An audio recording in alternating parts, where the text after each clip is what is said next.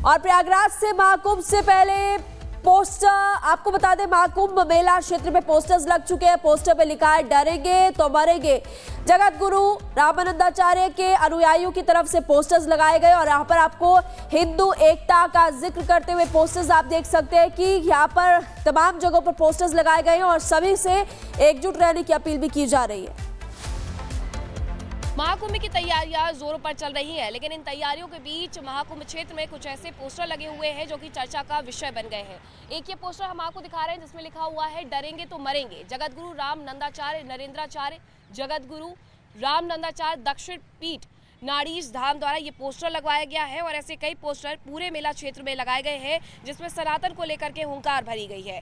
कई पोस्टर ऐसे लगे जिसमें लिखा है सभी हिंदुओं में एकता हो और वक्फ के नाम पर संपत्ति की लूट है, धर्मनिरपेक्ष देश में ये कैसी छूट है। इसी तरीके से एक बोर्ड पर यह भी लिखा हुआ है सनातन सात्विक है पर कायर नहीं। मुख्यमंत्री योगी आदित्यनाथ के द्वारा एक संदेश दिया गया था, एक नारा दिया गया था चुनावों के बीच में और उसमें कहा गया था बटेंगे तो कटेंगे। अब उसी की तर्ज पर एक और पोस्टर लगा है जिसमें लिखा हुआ है डरेंगे तो मरेंगे। मुख्यमंत्री योगी आदित्यनाथ का वो नारा खूब चर्चित हुआ और अब ये पोस्टर चर्चा का विषय महाकुंभ क्षेत्र में बना हुआ है। तो देखिए प्रयागराज में महाकुंभ से पहले आपको बता दें अलग अलग तस्वीरें सामने आ रही हैं। हालांकि इंतजार अब बस 13 जनवरी का हो रहा है क्योंकि युद्ध स्तर पर तैयारियां हो रही हैं और लगभग पूरी भी हो चुकी हैं। ऐसे में स्वच्छता का भी खास तौर पर ख्याल रखा जा रहा है। प्रशासनिक अधिकारी लगातार जो है पेट्रोलिंग भी कर रहे हैं ताकि सुरक्षा के लिहाज से कहीं पर भी जरा सी भी चूक ना हो। ऐसे में संगम नगरी कितनी तैयार हो चुकी है महाकुंभ मेले के लिए, इस रिपोर्ट के जरिए हम आपको दिखाएंगे। लेकिन पहले आपको ये बता दें कि इस बार महाकुंभ मेले में डिजिटलीकरण साफ तौर पर देखने को मिलेगा, यानी कि जितने भी श्रद्धालु आएंगे 40 करोड़ से ज्यादा का अनुमान व्यक्त किया जा रहा है, तो उनको किसी भी तरह की कोई दिक्कत ना हो, लंबी कतारों में लगना ना पड़े। बस अपने मोबाइल से एक बार टैप करें और उसके बाद उन्हें किसी भी तरह की सुविधा मिल जाए, चाहे फिर वो कोई उनका अगर कोई जानकार खो गया है तो उसको लेकर जानकारी लेना हो या किसी रेलवे स्टेशन पर जाना हो तो उसको लेकर जानकारी, तमाम तरह की जानकारियां सब कुछ डिजिटल तरीके से मिल जाएगी। लेकिन इस पर पहले एक रिपोर्ट दिखाते हैं।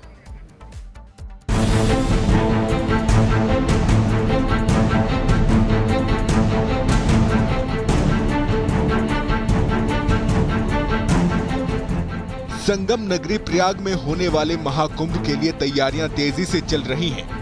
नए साल की शुरुआत के साथ ही दुनिया की निगाहें भारतवर्ष में होने वाले महाकुंभ पर होंगी, जिसकी शुरुआत 13 जनवरी से होने जा रही है, जिसे लेकर पूरी संगम नगरी में काम युद्ध स्तर पर जारी है। चाहे वो कुंभ स्थल पर भव्य टेंट सिटी का निर्माण हो या आकार लेते अखाड़ों के शिविर जो अपनी अलौकिकता के लिए दुनिया भर में जाने जाते हैं।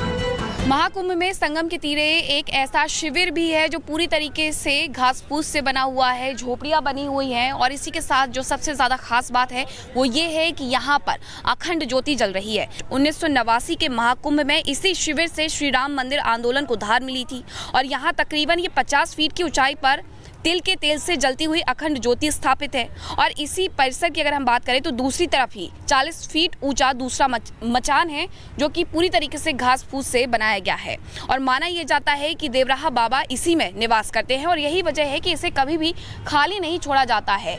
आस्था के सबसे बड़े पर्व में जुटने वाले करीब 40 से 50 करोड़ श्रद्धालु दुनिया भर से आने वाले हैं, जो संगम स्नान के साथ दिव्य स्थानों का भी भ्रमण करेंगे, जिनके लिए ये स्थान भी आस्था का केंद्र है, जहां विराजमान ब्रह्मलीन संत स्वामी देवराहा बाबा का शिविर ना कभी बनता है और ना कभी उजड़ता है, जो सालों से संगम तट पर यूं ही चल रहा है, जिसमें विराजमान देवता बाढ़ के समय जलमग्न होने के बाद भी इसी जगह विराजमान रहते हैं। ये अखंड ज्योति ना ये एक प्रकार से हमारे जो देवराहा बाबा हुए वृंदावन में और उनके ही निमित्त एक तरह से ये उनका ही स्वरूप रूपी ज्योति जलाई जाती है। और देवराहा बाबा जो ऐसे संत हुए थे जो हमेशा मचान पर विराजमान रहते थे, उन्हीं के निमित्त यहाँ पर ये मचान बनाई हुई है जहाँ जैसे देवराहा बाबा ऊपर रहते थे और उसी प्रकार से उनके निमित्त ये ज्योति उनके ही स्वरूप में जलाई हुई है। देश दुनिया के 40 करोड़ से ज्यादा श्रद्धालु महाकुंभ में जुटकर आध्यात्म की दुनिया के इसी आनंद से सराबोर होने वाले हैं, जिनके रहने ठहरने के साथ साथ प्रयागराज पहुंचने को लेकर भी खास व्यवस्थाएं की गई हैं। कई बस स्टैंड और रेलवे स्टेशनों के साथ एयरपोर्ट भी तैयार हो रहा है। प्रयागराज में एयरपोर्ट का खुलना, मात्र 11 महीने में एयरपोर्ट को चालू होना, और अब 6 एरो ब्रिज के साथ ही सीधा लोगों को बस पे आना पड़ता था, पैदल आना पड़ता था। एरो ब्रिज पे फ्लाइट लगेगी और एरो ब्रिज के साथ सीधा आ जाएगा, और लगभग 23 से 25 शहरों से जुड़ रहा है सीधा प्रयागराज। महाकुंभ में खूबसूरती के साथ साथ श्रद्धालुओं की सुविधा और सुरक्षा का भी पूरा ध्यान दिया जा रहा है, जिसकी तैयारी भी जोरों से चल रही है, जिसे लेकर ADG law and order Amitabh Yash ने समीक्षा की। जो भी वर्क इन प्रोग्रेस है अथवा जो भी कार्य पूरे किए जाने हैं, उनको कहाँ कहाँ हमें जोड़ देना है, किन किन काम को जल्दी से जल्दी पूरा करना है, इसके बारे में जानकारी की गई। ये काफ़ी अच्छा व्यवस्थापन फोर्सेस का किया जा रहा है। इसके अलावा जो यहाँ व्यवस्था है वो भी काफ़ी सेटिस्फैक्ट्री है। जहां एक तरफ आयोजन को सफल बनाने के लिए हर स्तर पर शासन प्रशासन जुटा हुआ है, तो वहीं संत समाज भी उत्साहित नजर आ रहा है, जिन्होंने अपने अखाड़ों में छावनी प्रवेश के साथ साथ कल्पवास की प्रक्रियाओं को शुरू कर दिया है। Bureau report, Republic Bharat. तो देखिए, महाकुंभ को लेकर के इस बार खास इंतजाम किए गए, लेकिन यहाँ से आपको सीधे मध्य प्रदेश नहीं चलते, क्योंकि पीएम मोदी इस वक्त वहां पर मौजूद है। सूर्या,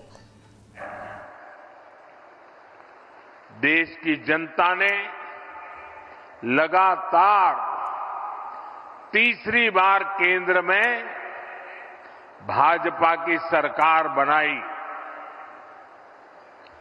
मध्य प्रदेश में आप सभी लगातार भाजपा को चुन रहे हैं। इसके पीछे सुशासन का भरोसा ही सबसे प्रबल है। और मैं तो जो विद्वान लोग हैं, जो लिखा पट्टी एनालिसिस करने में माहिर है, ऐसे देश के गणमान्य लोगों से आग्रह करूंगा कि जब आजादी के 75 साल हो चुके हैं, तो एक बार इवैल्यूएशन किया जाए। 100-200 विकास के, जनहित के, गुड गवर्नेंस के पैरामीटर निकाले जाएं और फिर जरा हिसाब लगाएं कि कांग्रेस सरकारें जहां होती हैं वहां क्या काम होता है, क्या परिणाम होता है। जहां लेफ्ट वालों ने सरकार चलाई, कम्युनिस्टों ने सरकार चलाई, वहां क्या हुआ। जहां परिवारवादी पार्टियों ने सरकार चलाई, वहां क्या हुआ। जहां मिलीजुली सरकारें चली, वहां क्या हुआ। और जहां जहां भाजपा को सरकार चलाने का मौका मिला, वहां क्या हुआ। मैं दावे से कहता हूं, देश में जब जब भाजपा को जहां जहां भी सेवा करने का अवसर मिला है, हमने पुराने सारे रिकॉर्ड तोड़ के जनहित के, जन कल्याण के और विकास के कामों में सफलता पाई है। निश्चित मानदंडों पर मूल्यांकन हो जाए, देश देखेगा कि हम जन सामान्य के प्रति कितने समर्पित हैं। आजादी के दीवानों ने जो सपने देखे थे, उन सपनों को साकार करने के लिए हम दिन रात पसीना बहाते हैं। जिन्होंने देश के लिए खून बहाया, उनका रक्त बेकार न जाए, हम अपने पसीने से उनके सपनों को सींच रहे हैं। और सुशासन के लिए अच्छी योजनाओं के साथ ही उन्हें अच्छी तरह लागू करना भी जरूरी है। सरकार